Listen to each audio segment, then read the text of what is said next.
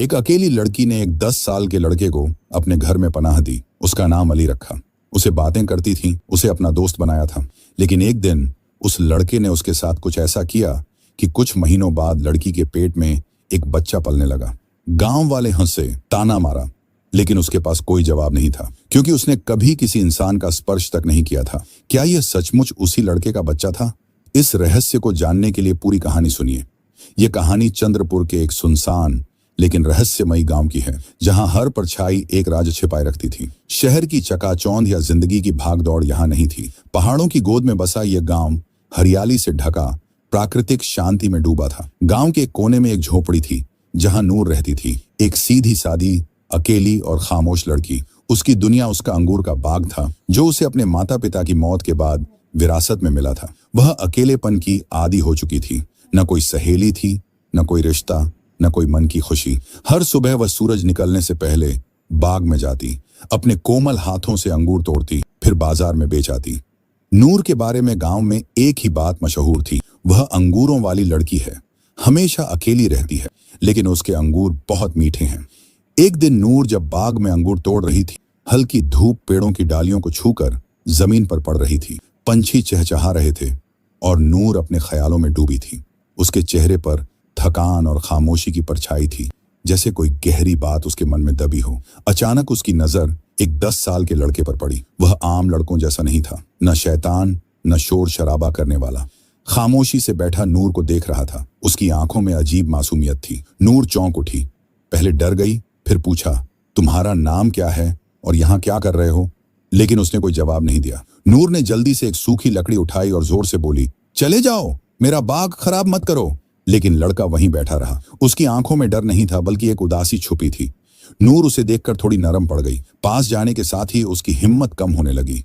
लड़का कोई हरकत नहीं कर रहा था, बस आंखें झुका ली। कुछ देर खामोश रहने के बाद नूर धीरे से बोली, ठीक है, लेकिन नुकसान मत करना। उस दिन लड़का भागा नहीं, वह जगह से उठकर एक कोने में बैठ गया और नूर अपनी टोकरी भरने लगी।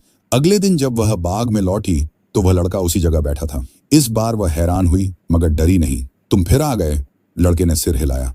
नूर के होंठों पर हल्की सी मुस्कान फैल गई। उसने हाथों में कुछ अंगूर लिए और धीरे से उसके पास रख दिए। लड़का खामोशी से अंगूर लेकर खाने लगा। दिन गुजरते गए। रोज नूर बाग में आती, काम करती और लड़का वहां रहता। वह शैतानी नहीं करता, बल्कि मदद करता। पेड़ से अंगूर तोड़कर नीचे गिराता। कभी कभी नूर के सामने हाथ फैलाकर बैठ जाता, जैसे कह रहा हो, आज का इनाम कहाँ है? नूर लड़के की आदी हो गई। वह उससे बातें करने लगी जैसे वह समझता हो। काश मेरी माँ होती, उसकी तरह तुम भी शांत स्वभाव के हो। लड़का सब सुनता, आंखों से जवाब देता, कभी सिर हिलाता, कभी आह भरता। नूर उसके साथ सुकून महसूस करने लगी। कुछ हफ्तों बाद एक दिन बारिश शुरू हो गई। नूर दौड़कर अपनी झोपड़ी की तरफ जा रही थी। अचानक पीछे मुड़कर देखा तो लड़का बाग में भीग रहा था। उसी पल उसका दिल टूट गया। वह दौड़कर वापस गई और बोली, मेरे साथ क्यों नहीं आए? लड़का गीली आंखों से उसकी तरफ देखा, जैसे उसके वजूद में कोई राज छिपा हो। नूर ने उसका हाथ पकड़ा और बोली, चलो मेरे साथ घर चलो, तुम अब अकेले नहीं रहोगे। लड़के ने खामोशी से उसकी बात मान ली। अब नूर की झोपड़ी में अकेलापन नहीं था। लड़का उसके साथ रहता, कोने में बैठा रहता। रात को नूर की कहानियां सुनता। वह उसे अली कहकर बुलाती, अली खाने आ जाओ, खाना तैयार है। अली चलो बाजार अंगूर बेचने। गांव वाले हैरान होते, कोई हंसता, कोई फुसफुसाता, ये लड़की पागल हो गई है, एक लड़के को घर ले आई है। लेकिन उनकी बातों का कोई असर नहीं पड़ता नूर पर। वह अपनी दुनिया में खुश थी, जहां अली, बाग और दिल का सुकून था। एक रात नूर अपने बिस्तर पर लेटी थी। बाहर ठंडी हवा चल रही थी, अंदर मिट्टी का दिया जल रहा था। अली कोने में बैठा उसे देख रहा था। उसकी आंखें नम थीं, जैसे कोई रहस्य छिपा हो। नूर बड़बड़ाई, तुम मेरे साथ रहोगे, है ना, हमेशा? अली ने सिर हिलाया। नूर सो गई। लेकिन उस रात कुछ बदलने वाला था, जो वक़्त के पहिए को घुमा देगा। चंद्रपुर में शरद ऋतु की ठंडक फैल चुकी थी। सूरज की रोशनी मध्यम हो गई थी। पेड़ों के पत्ते पीले होकर झड़ रहे थे। अंगूरों का मौसम भी खत्म हो रहा था। नूर का बदन कई दिनों से टूटा टूटा लग रहा था। उसके चेहरे पर थकान, होंठों पर मुस्कान कम हो गई थी। पहले उसने सोचा ये आम थकान है, लेकिन बुखार, सर्दी और कमजोरी ने उसे बिस्तर पर डाल दिया। अली हमेशा उसके पास रहता, कभी उसके माथे पर गीला कपड़ा रखता, कभी पानी लाता, कभी बाजार से फल चुरा कर लाता। नूर की सांसें धीमी हो गई थीं, लेकिन दिल में सुकून था। कोई उसके पास था जो उसे कभी छोड़कर नहीं गया था।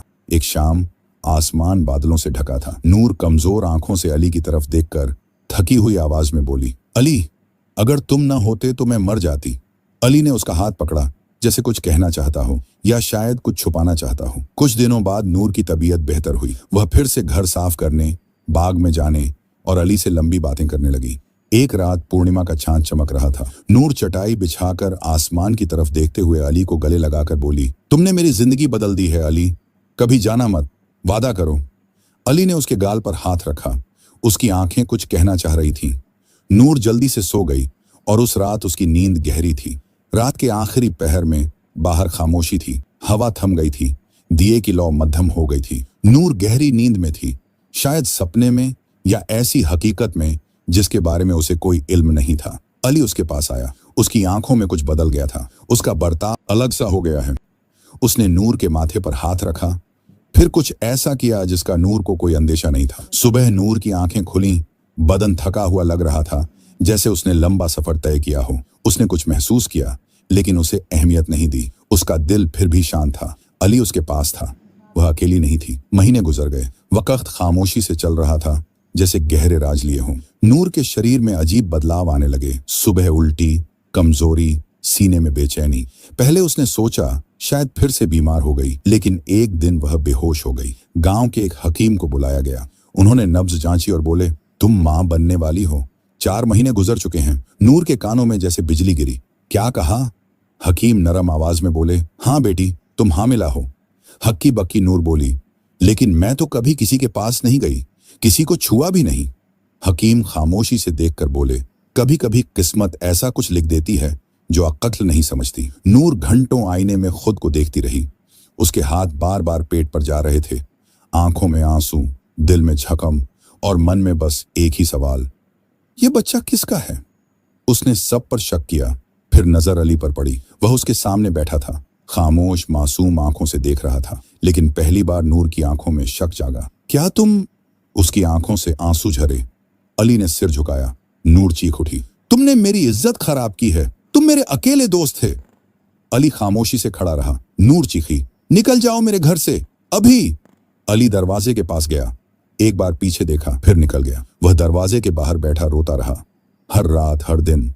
लेकिन नूर ने दरवाजा नहीं खोला। नूर बाहर जाती, अंगूर तोड़ती, बाजार में बेचती, लेकिन अंदर ही अंदर वह टूट चुकी थी। गांव वालों की नजरें बदल गई थीं। कोई सवाल करता, कोई हंसता, कोई खामोशी से तमाशा देखता। अली अब बाग में नहीं घूमता था, वह नूर के दरवाजे की परछाई में बैठा रहता। एक दिन नूर दरवाजे के पास जाकर बोली, क्या तुमने मेरे साथ ऐसा किया जो नहीं करना चाहिए था?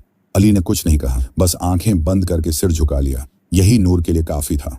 वह चीख उठी, निकल जाओ, तुमने मुझे तबाह कर दिया। अली पीछे हटा, आंगन में बैठा रहा। नूर ने उस पर पानी उछाला, लकड़ी से मारा, यहां तक कि उसे घर से निकाल दिया। लेकिन अगले दिन अली फिर वापस आ गया। हर दिन वह दरवाजे पर बैठता और नूर चीखती, लेकिन दरवाजा नहीं खोलती। गांव की पंचायत में इस बारे में बात हुई। मौलवी, नंबरदार और बूढ़े बोले, यह लड़की गांव की इज्जत खराब कर रही है, बिना शादी के बच्चा, इसे गांव से निकाल देना चाहिए। नूर को कहा गया, बच्चे के बाप का नाम नहीं बताओगी तो तुम्हें गांव से निकाल दिया जाएगा।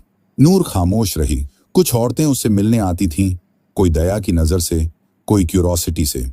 एक ने कहा, अगर तुम किसी मर्द का नाम बता देती तो कम से कम बच्चा जायज होता। नूर की आंखों में आंसू थे। मैं झूठ नहीं बोल सकती, मैं बस इतना जानती हूं, जो हुआ वो मेरी समझ से बाहर है।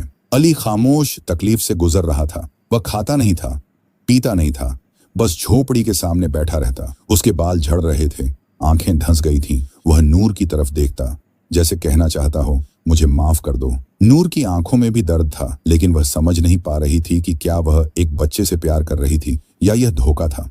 वक्त चल रहा था, नूर की उम्मीदें कमजोर हो रही थीं। उसने सोचा, काश मेरे माँ बाप जिंदा होते तो मैं यह सब बांट पाती। काश यह एक सपना होता।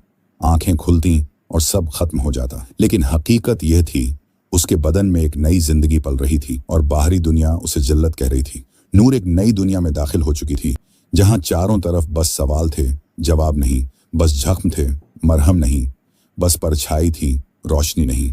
अली हर दिन दरवाजे पर आता, खामोश, टूटा हुआ, लेकिन नूर का दिल बंद हो चुका था। एक शाम नूर झोपड़ी में बैठी थी, हाथ पेट पर, आंखों में रोज का सवाल।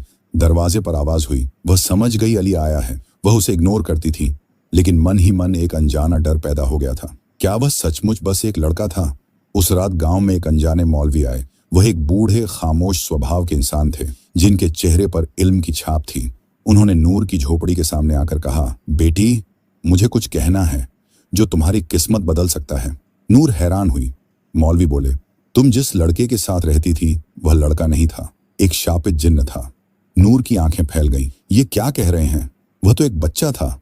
मौलवी ने सिर झुकाकर कहा, नहीं बेटी, बहुत साल पहले एक नौजवान ने एक बिल्ली को मार दिया था। सोचा था यह सिर्फ एक जानवर है, लेकिन वह एक जिन्न का बच्चा था। जिन्न ने उसे शाप दिया था, उसे अदृश्य जिन्न बना दिया था, जिसे कोई देख या बात नहीं कर सकता था। लेकिन उसके एक अच्छे काम के लिए जिन्न ने उसे एक मौका दिया था। सिर्फ एक औरत उसे देख और बात कर पाएगी, और जिस दिन उस औरत से उसका सच्चा रिश्ता बनेगा, उस दिन वह फिर से इंसान बन जाएगा। वह औरत तुम हो।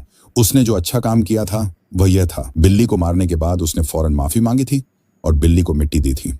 नूर के दिल में तूफान उठ गया। तो उस रात जो हुआ था वह शाप तोड़ने का तरीका था? मौलवी ने हाँ में सिर हिलाया। वह अपराधी नहीं था, मजबूर था। शायद उसके दिल में मोहब्बत भी पैदा हो गई थी, इसलिए वह रोज वापस आता था। नूर ने दरवाजा खोला।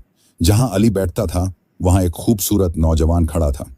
सफेद कपड़े, सादा चेहरा, आंखों में विनम्रता। कांपती आवाज में उसने कहा, नूर, मैं वही हूं जिसे तुम अली कहती थी। तुमने मुझे अपने घर और दिल में जगह दी थी। मैं इंसान हूं। तुम्हारी सच्चाई और स्पर्श ने मुझे शाप से आजाद किया है। मैं 10 साल का नहीं, मैं 25 साल का हूं। मैंने एक बिल्ली को मारा था, जानता नहीं था कि वह जिन्न का बच्चा है। मैंने माफी मांगी थी, उसे मिट्टी दी थी, और इसीलिए जिन्न ने मुझे यह मौका दिया था। मैं कभी तुम्हें तकलीफ नहीं देना चाहता था। नूर सन्न रह गई। तुमने मेरी जिंदगी तबाह की है, मेरी इज्जत मिट्टी में मिलाई है, और अब कह रहे हो प्यार करते हो? नौजवान जमीन पर घुटने टेक कर बोला, मैं जानता हूं मैंने तुम्हें तकलीफ दी है, लेकिन जानबूझकर नहीं। मैं बस जिंदा रहना चाहता था। तुम अकेली इंसान हो जिसने मुझे बच्चा समझकर भी मोहब्बत दी है। अब मैं इंसान हूं, तुम्हें खोना नहीं चाहता। अगले दिन सुबह चंद्रपुर गांव हैरत में डूब गया। लोगों ने देखा नूर के दरवाजे पर एक अनजाना खूबसूरत नौजवान खड़ा है, और नूर, जिसे कल तक जिल्लत मिली थी, आज सिर उठाकर उसके पास खड़ी है। मौलवी ने गांव वालों से कहा, तुमने जो सोचा वह गलत था। जिसे बच्चा समझा वह इंसान था। नूर को अपराधी समझा, लेकिन वह किसी की किस्मत की रोशनी बनी है। औरतें शर्मिंदा हुई, मर्दों ने आंखें झुका ली। नूर ने सबको देखकर कहा, तुमने मुझ पर जुल्म किया, लेकिन मैं किसी से हिसाब नहीं चाहती, क्योंकि मेरी मोहब्बत लौट आई है। कुछ दिनों बाद नूर और नौजवान, जिसका नाम अब जाहिद रखा गया था, की शादी हुई। मौलवी ने निकाह पढ़ाया। जिन्होंने उसे ताना मारा था उन्होंने दुआ दी। शादी के बाद जाहिद ने नूर का हाथ पकड़कर कहा, तुमने मुझे रिहाई दी है, मैं तुम्हें जिंदगी दूंगा। नूर की आंखों में आंसू थे, लेकिन उनमें अब दर्द नहीं, खुशी छुपी थी। कुछ महीनों बाद नूर ने एक खूबसूरत बच्चे को जन्म दिया।